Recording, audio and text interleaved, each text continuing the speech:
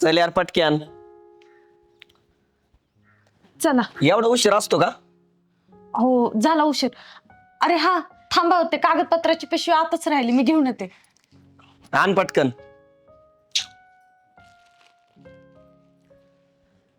चला. तुला कळत नाही का? एक तर उशीर झाला, हे राहिलं ते राहिलं. हा विसरले मी पण काम करत असते हो. तुझ्यामुळे मला उशीर झालाय. आता सुट्टी घ्यावं लागली. माहितीये का साहेब किती बोलल बरं मला? एकतर या महिन्यात 2 सुट्ट्या झाल्यात माझ्या. अहो माहितीये मला, पण पैशाचं काम आहे म्हणून मी तुम्हाला घेऊन जाते ना. अगं पण एवढी शिकली तू, अडाणी आहे का? तुला कळत नाही बँकेतले काम? हा अहो मला सगळं कळतं, बाकीचे सगळे कामं कळतात, पण बँकेचं कसं, जरा एखादा गडी माणूस असला पैसे आणायला काही नाही वाटत हो. अगं बँकेचं झालं ठीक आहे, हा पण प्रत्येक कामात मला घेऊन जाते तू. मी नवरा आहे का तुझा, पी आहे का हेच कळत नाही मला. असं काय बोलताय तुम्ही? काय बोलता म्हणजे? बर चला जाऊन द्या. चल पटकन, उशीर झाला एकतर.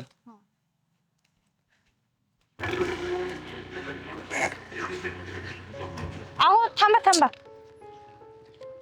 काय राहिलं का विसरू ना आता? हा मला तोंड बांधायचं, हे धरा जरा. थोडा वारा नाही सहन होत. काय मोकळी आवाज सुटली, घ्या जरा. हाऊस लई बाहेर पडायची, वारा सहन नाही होत साधा. बांध पटक्यान.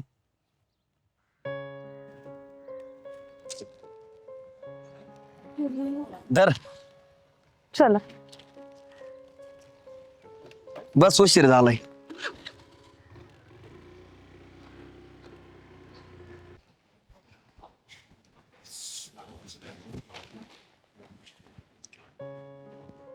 बघा ना हो, असे थोडे थोडे पैसे जमा करून आज किती पैसे झालेत ना आपल्याकडं.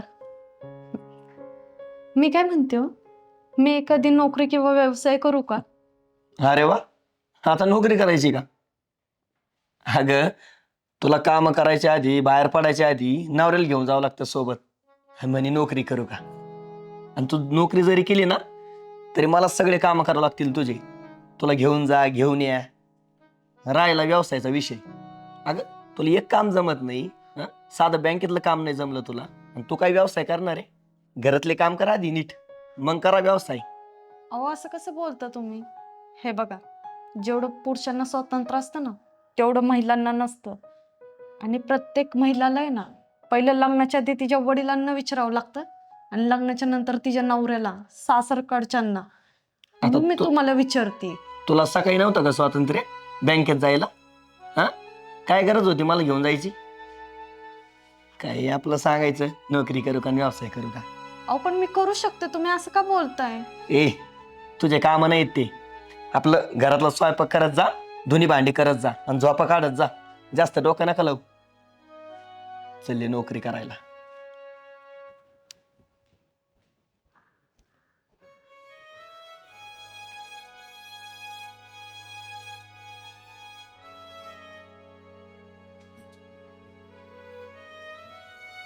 पूर्वा, ए पूर्वा, हा अगं लक्ष कुठे आहे तुझं? काय करते तू? भाजी निवडतेस? अशी कशी भाजी निवडते?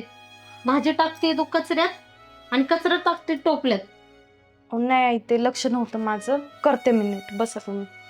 काय झाले? आई काय सांगू तुम्हाला, अहो मी थोडे थोडे पैसे जमा करून बँकेत साचवले होते हो. आणि मला आता असं वाटतंय की छोटासा कोणता तरी व्यवसाय किंवा नोकरी करावी. अगं मग चांगली गोष्ट आहे की, मग त्यात एवढा विचार करायसारखं काय बरं? चांगली गोष्ट आहे आई, पण ह्यांना ते मान्य नाही हो. मला त्यांनी काय नाही ते बोलले. मला म्हटले काही गरज नाही हे सगळं करायची, घरात बस आपली. पण तू टेन्शन घेऊ नको, मी त्याला समजवते. ऐकेल तो माझं. अहो आई, समजून काहीच उपयोग नाहीये. मी पण त्यांना समजवायलाच गेलते. त्यांनी मला काय म्हटले माहितीये तुम्हाला? तुम्ही जीवनात काहीच नाही करू शकत, तुम्ही पहिलं घरातले काम नीट करा. घरातलं एक काम धड जमत नाही, चाललेत बाहेर काम करायला. हे पुरुषाचं ना हे असंच असतं. पहिलं बायकांना म्हणायचं चूल आणि मुलं एवढं सांभाळा, आणि नंतर बाहेरची जबाबदारी दिल्यावर कशी कळणार आहे का आपल्याला? तेच किंवा आई, काहीतरी मला समजत नाही. माझी खूप इच्छा होती हो काहीतरी करायची, कारण की जर काय केलं तर तेच पैसे आपल्याला उद्याच्याला फायद्याला येतील ना. नाही तू बोलतेस ते बरोबर आहे. बरं मी बोलते त्याच्याशी. बरं ऐक ना, मला जरा ग्रामपंचायतमध्ये मीटिंग आहे, मला जावं लागेल. तू कर काम, येते मी. हा.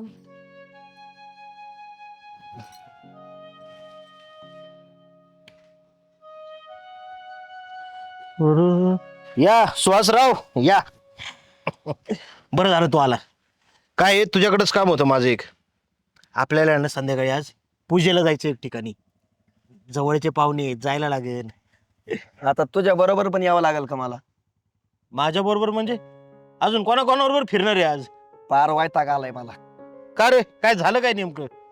आता माझी बायको एवढी शिकलेली आहे, तिला बँकेतले कामं जमत नाही वय, मला घेऊन गेली सोबत. आज ते तरी काय काम, हा सही करायची, ती स्लिप भरायची, पण यांना तेवढं पण जमत नाही.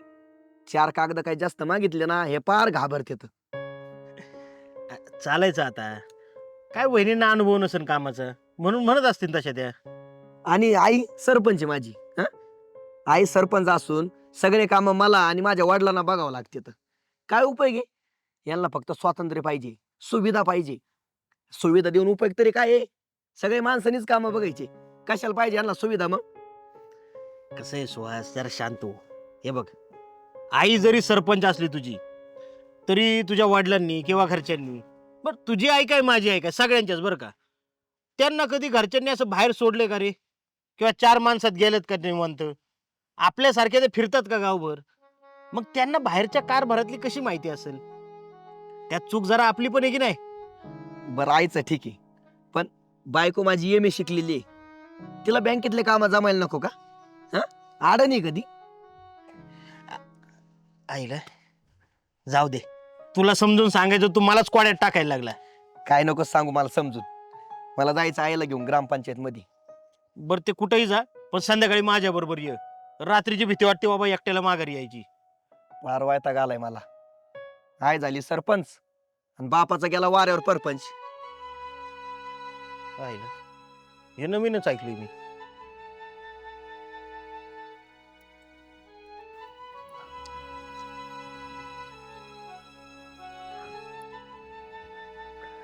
आई तुला साधी गोष्ट कळत नाही का?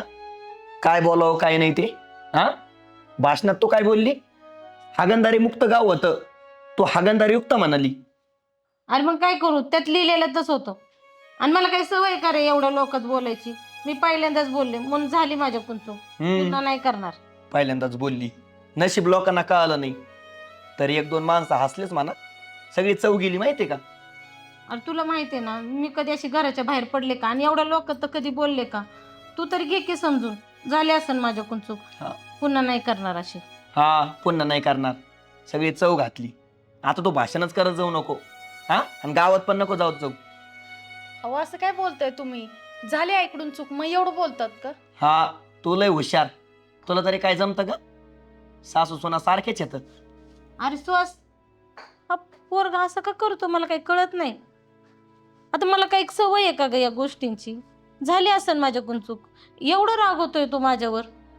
जाऊन द्या. यांनाच काही कळत नव्हतं, मला सरपंच पदाला निवडून द्यायला सांगितलं.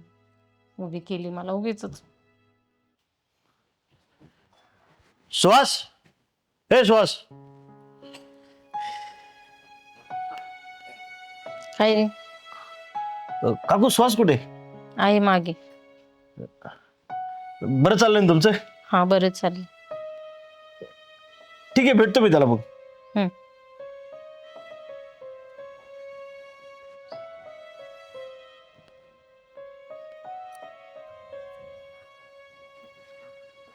सुहास इकडे ये तू. झाली का कामं सगळी? चल जाऊ आता. तू ये जाऊन, मग इच्छाच नाही यायची. का रे, काय झालंय काय? काय झालं काय? हा आयना काय गोंधळ घालून ठेवला माहितीये का भाषणामध्ये? सगळे लोक हसत होते. हा त्यामुळेच आईचा पण चेहरा पडलाय, तू पण असा नाराज झालाय. हे बघ, काय गोंधळ झाला असेल ते होऊ दे, पण एवढा काय विषय घ्यायचा त्यात? एवढा काय? तुला माहितीये का भाषणामध्ये काय बोलली ती? हा? असं बोलायचं होतं, हागणदारी मुक्त गाव, ती हागणदारी युक्त म्हणाली. अरे मग झालं असेल टायपिंग मिस्टेक, नाहीतर त्यांच्याकडनं चुकून बोलताना झालं असेल. त्यांना रोजची सवय आहे का बाहेर बोलायची? सवय नाही ना, हा करावंच नाही ना. याला येत काही नाही, पण बरोबरी करायची असती. व्यवसायामध्ये, शिक्षणामध्ये, नोकरीमध्ये आणि राजकारणात पण. मला काय म्हणायचं, आपल्याला जमत नाही ना, आपलं घरदार सांभाळावं ना आणि गप्प बसाव. पण नाही, आम्ही लय हुशार, आम्ही लय शहाण्या. मला एक खरं सांग, तुला राग आई भाषण चुकली म्हणून आलाय का आई बाहेर पडती म्हणून आलाय? ते काय का असाना. काय माहितीये का, शेवटी आहे ना, तुझा पुरुषी अहंकार दुखावलाच. आई भाषणात बरोबरी करायला लागली, गावात बाहेर पडायला लागली, बायकोला उद्योगधंदा व्यवसाय करायचा आहे, आणि तुला म्हणणं आहे की नाही करू शकत का? तर त्या कमजोर आहेत. तू ज्यांना कमजोर समजतोय ना, तू नाही, आता प्रत्येक जणच आपण ज्यांना कमजोर समजतोय ना, त्या आईनेच 9 महिने आपल्याला पोटात वाढवलेलं असतं. ती कमजोर नसती कधी. जिला आपण म्हणतो ना, आपली बरोबरी करू शकत नाही, तिच्या अंगात ताकद नाही, आपल्या बरोबरीची नाही, ती आपल्याला कडेवर घेऊन अख्खं गाव फिरवत असती. हा, आणि त्या कडेवर बसलेला माणूसच पुढे नेता, पुढारी, मोठा अधिकारी होतो, कुठल्या तरी क्षेत्रात नाव काढतो. किती मोठा झाला ना, तरी फिरायला लहानपणी कडेवर बसूनच लागतं. अरे एवढं कशाला? लहानपणी तुला मला आपल्याला ढुंगण सुद्धा धुता येत नसतं, आपली आई आपल्याला शिकवती ती, आणि तिला तुम्ही कमजोर समजायला लागले का? कमजोर त्या नाहीयेत, कमजोर आपण त्यांना बनवलंय. स्त्री म्हणजे आपल्या समाजाचा एक भाग आहे, घटक आहे. आपल्या शरीराचा एखादा भाग जर कापून लांब टाकून दिला, त्याच्यात ताकद राहील? स्त्रियांना तुम्ही आतापर्यंत प्रत्येक गोष्टीतून वेगळं ठेवलं, त्यामुळे त्या कमजोर राहिल्यात. आणि हा, त्यांना तुम्ही नावं ठेवता ना एवढी, एकच सांगतो मित्रा तुला, नारी की निंदा मत कर पगले, नारी है नर की खान, उसी नारी के पेट से पैदा हुए राम कृष्ण और हनुमान. किती मोठा माणूस असू दे, त्याला स्त्रीची ही संसारात गरज लागतीच. त्यांच्याशिवाय आपण संसार सुद्धा करू शकत नाही. लांब कशाला, तू बाप तरी होऊ शकशील का जर एखादी बाईच नसेल तर? हा, झालंय का कधी असं की पुरुषानं पुरुषाबरोबर लग्न केलंय? ते जसं शक्य नाही ना, तसं या स्त्रियांशिवाय आपलं संसार चालणं शक्य नाही. अख्खं जग चाललंय ना, हे त्यांच्या आणि आपल्यामुळे. एवढं लक्षात ठेवा फक्त. आणि त्या डोक्यातनं काढून टाका, काय आहे, जातीभेद, लिंगभेद याच्यावरून कोण लहान मोठा होत नसतो, आपल्या कर्तृत्वाने होत असतो. चला पूजेला जाऊन येऊ.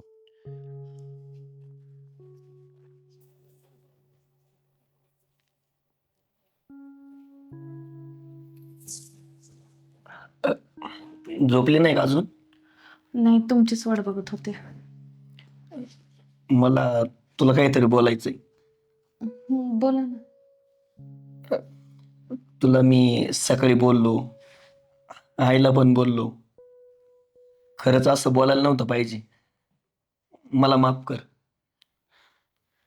बघ ना, आज माझ्यावर थोडा कामाचा लोड आला, मी लगेच चिडचिड केली.